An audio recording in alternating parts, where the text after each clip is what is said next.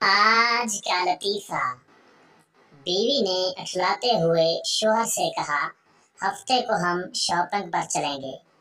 इतवार को अम्मी के घर, सोमवार को ब्यूटी पार्लर, मंगल को डिनर करने चलेंगे, बुध को मूवी देखने चलेंगे और जुमेरात को पिकनिक पर जाएंगे।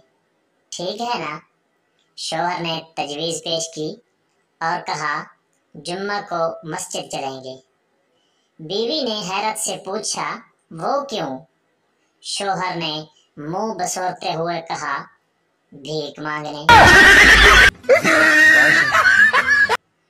तीन सरदार मोटरसाइकिल पर जा रहे थे। ट्रैफिक पुलिस वाले ने हाथ का इशारा देखकर रोका। उधर से सरदार ने भी हाथ दिया। ना बाऊजी, असी पहले ही तेना।